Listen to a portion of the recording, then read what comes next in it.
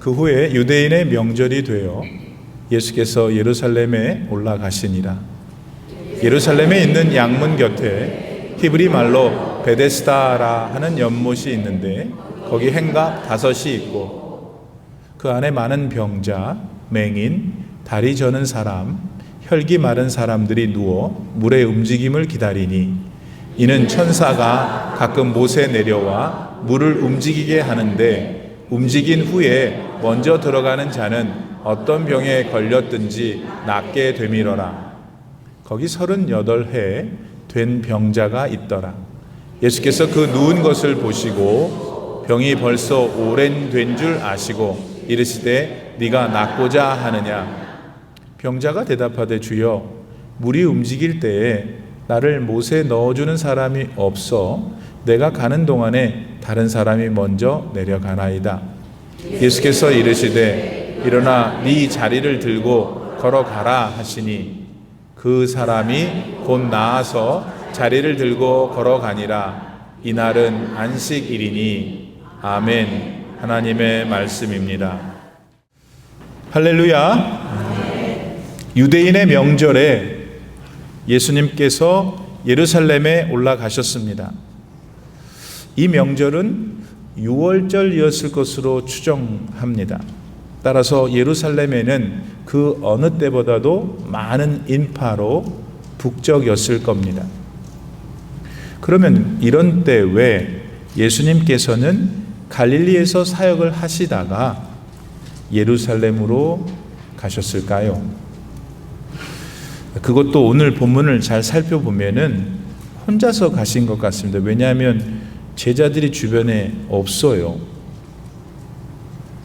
자, 이런 질문이 드는 상황에서 그런데 예수님이 베데스다라고 하는 연못에 가신 것을 보게 됩니다. 오늘 본문 말씀은 그 연못에서 일어난 어떤 사건을 말해 줍니다. 그러면 그곳에서 예수님과 더불어 무슨 일이 있었던 걸까요? 베데스다라는 연못은 예루살렘 성전으로 들어가는 여러 문들 중에 양의 문이라고 불리는 문 옆에 있었습니다. 제사를 드릴 때 사용할 양들이 드나드는 문이라 양의 문이라고 했습니다. 그리고 제사 드릴 양들을 깨끗이 씻어야 할 일도 많았을 테니까 그 문 옆에 못이 응당 필요했겠죠.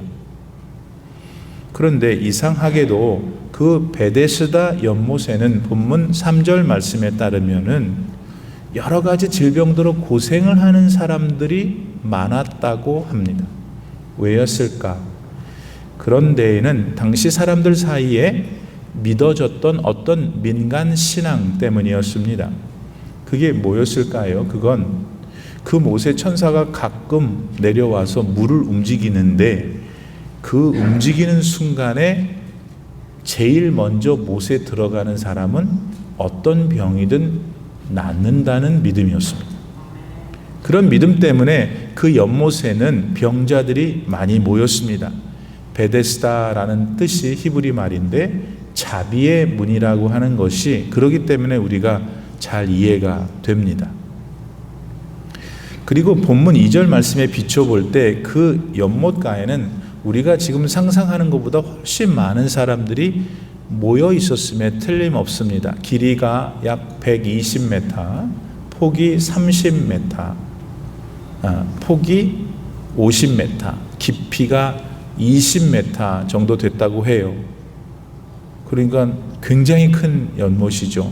게다가 거기에 지붕이 있는 쉘터가 행각이라고 그러죠. 5개나 있었으니까 거기에 다 환자들이 있었다고 생각해 보세요. 얼마나 많은 사람들이 있었겠어요. 바로 그런 곳에 우리 예수님이 그것도 혼자서 가신 거예요. 분명 무슨 이유가 있으셨겠죠. 그 이유는 그 베데스다 연못가에 누워 있었던 38년 된 병자와 관련이 있습니다. 여러분, 예수님은 많이 바쁘신 분이셨습니다. 하나님의 아드님으로서 이 세상에서 하셔야 할 일이 참 많으셨거든요. 때문에 그렇게 자주 가지 않으셨던 예루살렘에 일부러 찾아가셨다는 것은 뭔가 중요한 일을 하시고자 함이셨습니다. 그런데 그런 분이 지금 그 많은 예루살렘의 장소들 가운데 베데스다 연못에 일부러 가셨습니다. 그리고 결국 아마도 가족들도 아무도 찾지 않았을 38년 동안 병들어 누워있던 병자 앞에 지금 서 계신 겁니다. 그렇다면 이거는 오늘 이 말씀을 듣고 있는 우리들에게 무엇을 말해주는 걸까요? 여러분, 당시 베데스다 연못가에는 어떤 기운이 돌고 있었을까요? 우선 전설이지만 연못에 물이 동하면은 내가 제일 먼저 뛰어들어가서 내 병을 낫게 해야지 하는 마음들로 가득했지 않았을까요? 그러니까 서로 간에 얼마나 긴장들을 했겠어요. 내가 먼저 들어가야 되니까. 따라서 서로 너 죽고 나 죽자 하는 식의 다툼과 싸움도 있었을 거예요. 자, 그거는 말이죠, 1등이 아니면 안 된다는 우리가 사는 이 세상과 많이 닮아 있습니다. 또 너를 죽이지 않으면 내가 살 수가 없어 하는 우리가 사는 지금의 이 사회와 많이 닮아 있습니다. 어디 그뿐입니까? 당시 그 연못에 있었던 병자들 가운데는 몸을 움직일 수 없는 사람들도 많았을 거예요. 따라서 설령 전설대로 어느 날 천사가 내려와서 물을 동인다 하더라도 그 사람들한테는 그림의 떡이지. 그런데도 그들이 그곳에 그렇게 죽치고 있었던 이유는 무엇일까요, 여러분? 그냥 있었던 겁니다. 물론 처음에는 병을 고치겠다는 희망으로 그곳에 갔죠. 하지만 세월이 흐르면서 그게 안 된다는 걸 알아차렸어요. 그러면서 언제부터인지는 모르지만 병 고침 반듦에 대한 자신들의 희망이 사라졌어요. 그리고 그곳에서 오래 지냈으니까 그냥 익숙해졌습니다. 그래서 그냥 그렇게 저렇게 무의미하게 있었던 거죠.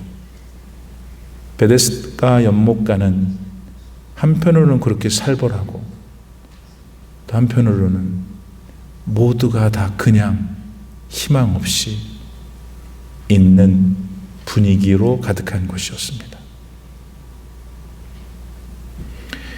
오늘날 많은 사람들도 이렇게 자신들의 삶을 살고 있는지 모릅니다. 사업에 실패한 후에 그렇게 되었을 수 있고, 만남의 고통을 겪은 다음에 그럴 수 있고, 또 건강을 잃은 다음에 그럴 수도 있습니다. 그 이외에도 삶의 여러 가지 이유로 어느 날부터 살기는 사는데 그냥 삽니다. 왜 사는지에 대한 목표가 없어요. 천사가 내려와서 물을 동이면 좋고 아니면 말고 하는 인생을 삽니다. 복권을 사서 맞으면 좋고 아니면 말고, 그렇게 뭔가 하기는 하는데 말입니다, 왜 해야 하는지에 대한 소망이 없이 사는 것이죠. 우리 주변에는 그런 분들이 없습니까? 아니, 참 많은 사람들이 오늘 우리 주변에서 그렇게 살고 있습니다. 오늘 그대가 그런 사람일 수도 있겠죠. 바로 그런 곳 베데스다 연못에 우리 구원자 예수께서 가신 겁니다. 하나님의 아들이시자 하나님이신 우리 구세주께서 그곳에 가신 거예요. 왜였을까요? 인생에 있어서 가장 소중한 것 중에 하나인 소망을 주시기 위해서였습니다. 그리고 예수님은 그것을 그 많은 병자들 가운데 38년이나 병으로 앓고 있었던 그 사람에게 샘플로 나타내셨습니다. 그럼 우리 주님은 그 소망을 과연 어떤 방법으로 그에게 나타내 보여주셨을까요? 먼저 예수님은 아무도 찾지 않고 있던 자를 찾아가심으로써 소망을 주셨어요. 여러분, 예수님이 많은 병자들 가운데서 콕 집어 찾아가신 병자는 병으로 무려 38년 앓고 있던 사람이었어요. 38년 그러면 유대인들한테는 그들의 선조가 광야에서 고생했던 기간을 떠올리게 하죠. 고통이란 말입니다. 그런 의미에서 그렇고, 아무튼 38년이나 고생했던 그 병자가 그동안 그 병을 위해서 뭔 일들을 하지 않았겠어요. 그런데도 하나도 낫지 않았습니다. 그리고 그러는 사이 있는 돈 없는 돈 다 날렸죠. 그리고 더 슬픈 것은, 더 안타까운 것은 그를 돌보던 사람들도 다 지쳤어요. 그래서 그를 그렇게 연못가에 버려둘 수밖에 없었죠. 건강했을 그들은, 보호자들은 자기들도 살아야 했을 거 아니겠어요. 그랬으니 그 38년 된 병자를 연못가에 버려둔들 누가 손가락질할 수 있겠습니까? 그런데 놀라운 것은 예수님이 그 많은 환자들 사이에 버려져 있던 단 한 사람, 38년 된 환자를 찾아가신 겁니다. 아마 지난 수년 동안 단 한 사람도 자신을 찾아오지 않았던 바로 그 사람을 찾아 일부러 가신 겁니다. 사랑하는 여러분, 예수님은 인생에 있어서 가장 참혹한 사람을 잊지 않으세요. 잊지 않으실 뿐만 아니라 그를 찾아가셔서 그에게 소망을 주시는 분임을 믿어야 해요. 우리 사람들은 솔직히 가난하고 병들고 구질구질한 인생 싫어해요. 보세요. 자기가 사는 동네에 양로원을 짓는다고 하거나 장애인의 집을 짓는다고 할 때 난리치며 엄청 반대 대모를 하잖아요. 왜? 구질구질한 인생이 싫다는 거야. 중증 장애인의 경우는 더합니다. 자기도 사고로 인해서 얼마든지 인생의 순간 속에 중증 장애인이 될 수 있는 가능성이 있으면서도 인간들은 개의치 않습니다. 그게 사람이고 그게 우리들의 죄된 모습이죠. 그러나 여러분, 구원자 우리 예수님은 다르십니다. 예수님은 가장 천시받는 인생을 찾으십니다. 그리고 그를 위로하십니다. 그를 사랑하십니다. 다시 살아갈 수 있도록 그에게 소망을 주십니다. 오늘 여러분은 어떠십니까? 어쩌면 다른 이에게 말은 못해도 우리 가운데에는 가장 참혹한 일을 겪고 있는지도 모릅니다. 하지만 자존심 때문에 말 못하며 살지도 모르죠. 남이 혹 알까봐 불안해하면서 고통을 더 가중시키고 있는지도 모를 일입니다. 그런 분들 이 자리에 계시면 아무도 찾지 않았던 38년 된 병자를 굳이 찾으신 예수님, 그분한테 이 시간 손을 내미세요. 그러면은 자기 스스로도 자기를 포기했던 자를 일부러 찾아가셔서 사랑해 주셨던 예수님께서 반드시 여러분의 삶에도 살아갈 소망을 주실 거예요. 두 번째로, 예수님은 삶에 대하여 목표를 갖게 만들어 주심으로써 소망을 주십니다. 본문 6절 말씀에 따르면 예수님은 38년 된 환자한테 물으셔요. 너 낫고 싶니? 네가 낫고자 하느냐? 아니, 이거 얼핏 들으면 말입니다. 뭔 질문이 이렇지? 할 수밖에 없죠. 병자한테 낫고 싶으냐고 물으니까 말입니다. 배고파하는 사람한테 배고프냐고 묻는 거랑 같잖아요. 하지만 그런 좀 엉뚱한 질문을 하시는 예수님께서는 무슨 다른 마음이 있으셨습니다. 그렇게 물으시는 마음이 있으셨다고. 무슨 마음이? 그게 뭘까요? 그건 이 38년 된 병자가 그동안 하도 좌절과 낙심을 많이 해가지고 낫고 싶은 마음 자체를 잊어버렸어.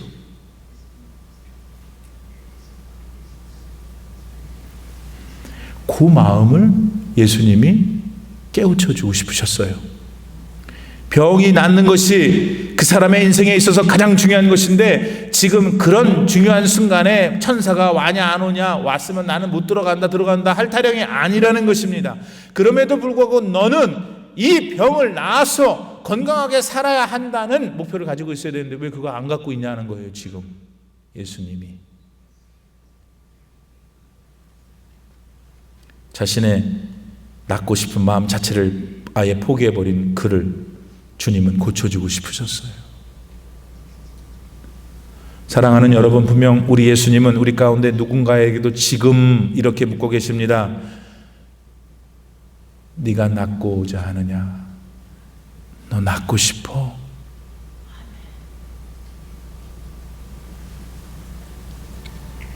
이건 지금 삶의 어려운 문제 때문에 시달리다가 아예 모든 게 될 대로 되라 하는 상태에 있는 사람들에게 다시 일어나 살아야지 하는 의지를 주시고자 함입니다. 사실 그 38년 된 병자는 예수님이 물으신 네가 낫고자 하느냐는 질문에 앞서서, 그 질문에 앞서서 자기한테 말을 걸어준 그 자체가 감동되었을지도 몰라요. 지난 수년 동안 단 한 사람도 찾아오지 않고 그 누구와도 대화라는 걸 해보지 못했었다면 주님이 말을 건넨 그 자체, 그 사실 자체만으로도 그 사람에게는 막 피가 새롭게 돌 일이었죠.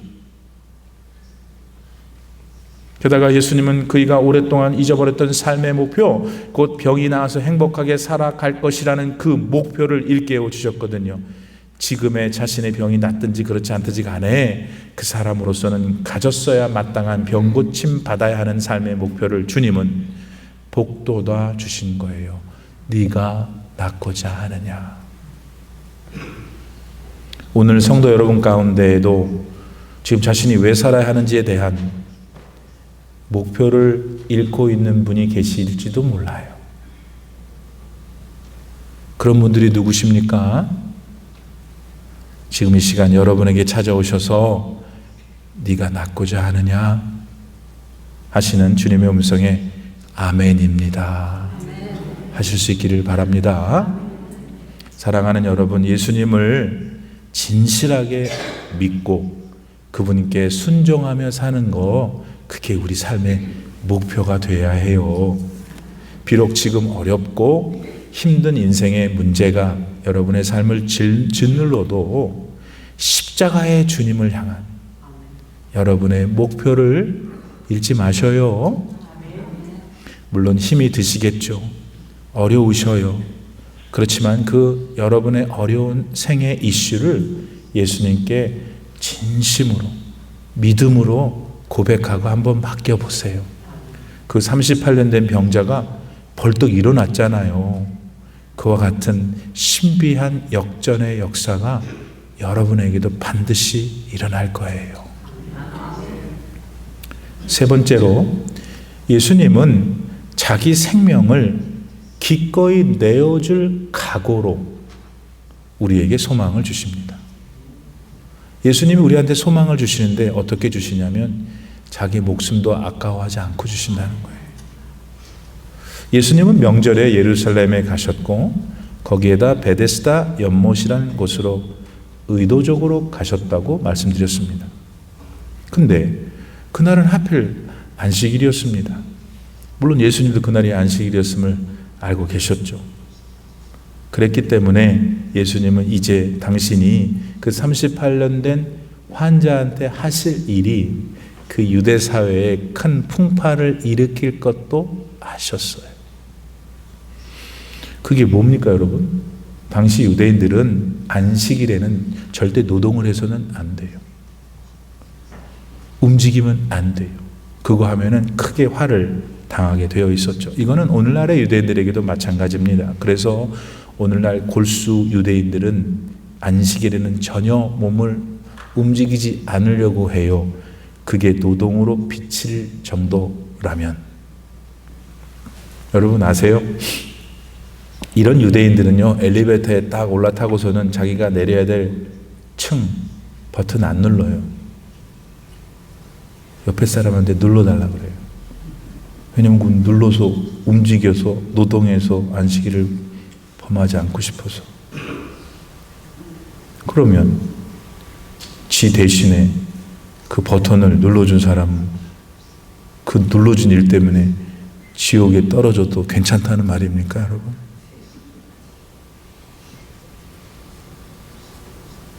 그렇게 유대인들은 하나님이 주신 거룩한 율법을 지 멋대로 자의적으로 자기 방식대로 인위적으로 지키고 있었어요. 예수님이 그 38년 된 병자를 말씀으로 단번에 고치셨을 때에도 이런 사단이 발생했죠.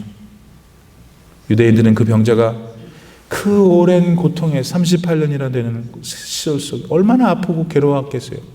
거기서 지금 고침을 받았으니까 아니 같은 사람이라면 얼마나 좋아, 아유 너무 잘 됐어 이랬잖아요.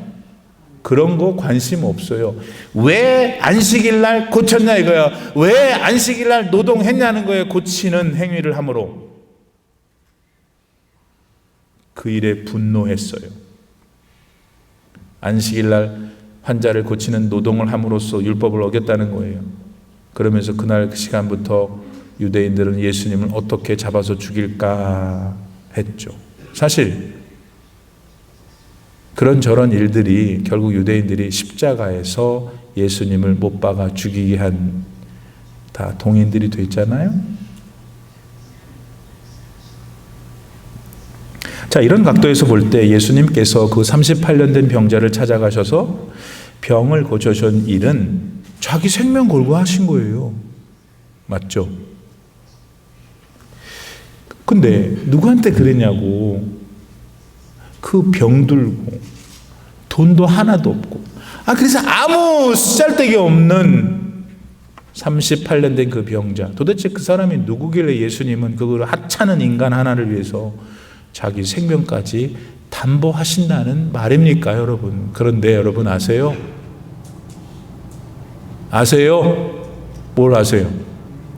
그 예수님은 저와 여러분을 위해서는 아예 생명을 주셨어요. 아멘을 크게 해야지. 이때는 좋으니까 아멘을 못하는 거예요. 38년 된 병자 그 하찮은 인간에게 주님은 자신의 생명도 아까워하지 않고 자기가 죽을 수 있었지만 아낌없이 그에게 갔지만 오늘 저와 여러분을 위해서는 그 생명을 주셨다니까요. 예수님은 우리 인간이 스스로 가진 죄성 때문에 하나님께 나아갈 수 없는 존재라는 걸 아셨습니다. 죄가 있으면 죄가 전혀 없으신 하나님께 갈 수 없으니까요.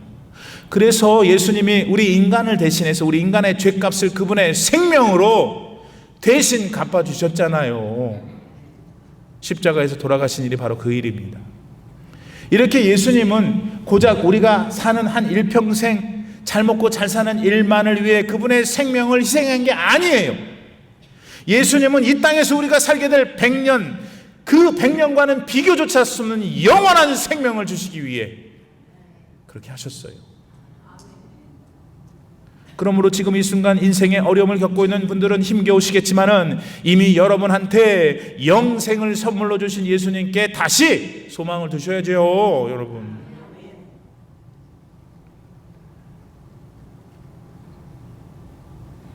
물론 우리가 현실에서 당할 수 있는 여러 가지 환난들은 참 고통스럽습니다. 너무 괴로워서 다 포기하고 될 대로 되라는 심정이 되기가 쉽죠. 그러나 그렇게 여러분의 삶을 두시면 정말 여러분 인생 엉망진창돼요. 그러니 여러분은 그런 우를 범하시지 말기를 바랍니다. 오히려 여러분을 위해서 생명을 아끼지 않고 주신 예수님께로 돌아오세요. 예수님을 향해서 솔직하셔야 돼요. 여러분의 삶의 형편을 그 솔직함을 가지고 알아보세요. 내가 너무 힘들어요. 왜 내 팔자는 이래요, 예수님? 하세요. 안 하시잖아. 내 팔자는 왜 이러나 거기까지만 하잖아요. 내 팔자는 왜 이런가요? 주님, 그래야지. 진짜 믿음으로 영원한 생명은 나는 이미 받은 사람으로, 구원 얻은 사람으로, 예수님 나 너무 힘들어요. 왜 우리 애들이 다 이 모양이에요? 왜 나는 건강이 이래요? 왜 이렇게 사업이 안 돼요? 왜 나는 이렇게 그냥 복잡한 가족관계가 있어요? whatever. 왠지 아세요? 다른 길이 없어요. 38년 된 병자는 다른 길 없어요. 예수님만이 길이. 여러분도 마찬가지셔요. 아무리 여러분이 학력이 높아도, 아무리 지금 돈이 많아도, 아무리 여러분이 스태미나가 왕성해도 안 돼요. 여러분의 인생 앞에서는. 하나님은 하실 수 있어요. 예수님은 안 되는 일을 되게 하십니다.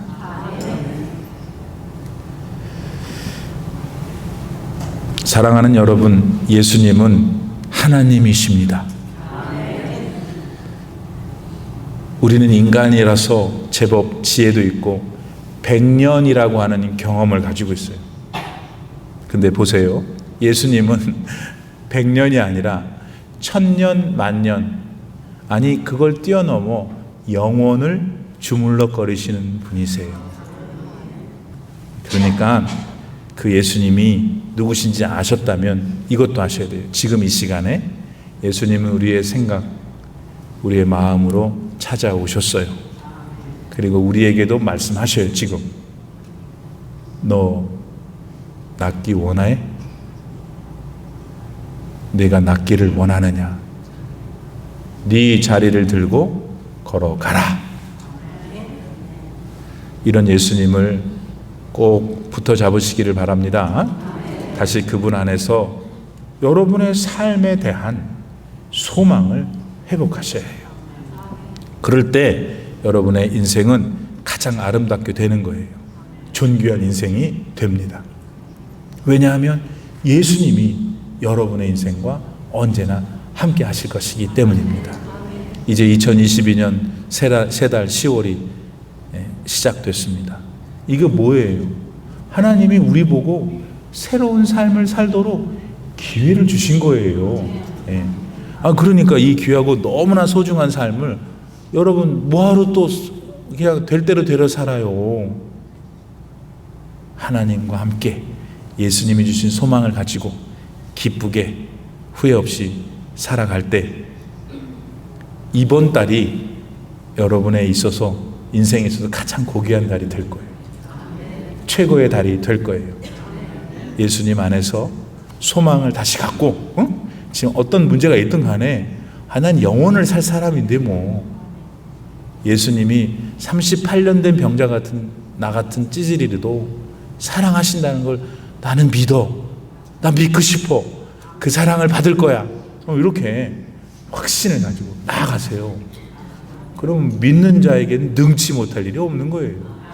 그런 여러분을 좋아하세요. 예수님. 나는 우리 올림피 하나 장로교회 교우들을 하나님이 좋아하셨으면 좋겠어. 다 좋아했으면 좋겠어. 다. 그런 이번 달 또 한 주간 되시기를 주님의 이름으로 축복합니다. 기도합시다. 살아계신 하나님, 왜 그 많은 병자들 가운데 그 38년 된 아무것도 할 수 없는 인간을 찾아가셨는지요. 그러고 보니 그와 많이 닮아있는 나를 향하여 찾아오시는 주님을, 또 이미 찾아오신 주님을 감사하며 믿음으로 경배합니다. 하나님, 너무 삶이 힘들어요. 그러니 제 손을 붙들어 주시고 이끌어 주세요. 제 지친 어깨를 위로해 주시고 제 처진 등을 밀어 주세요. 하시는 우리 모든 성도님들 한 분 한 분을 하나님께서 꼭 외면하지 마시고 언제나 선한 길, 기쁜 길, 아름다운 인생길로 인도해 주시기를 간절히 바라오고 기도드립니다. 이 모든 것을 우리를 구원해 주신 예수님의 거룩하신 이름으로 간절히 기도 올리옵나이다. 아멘.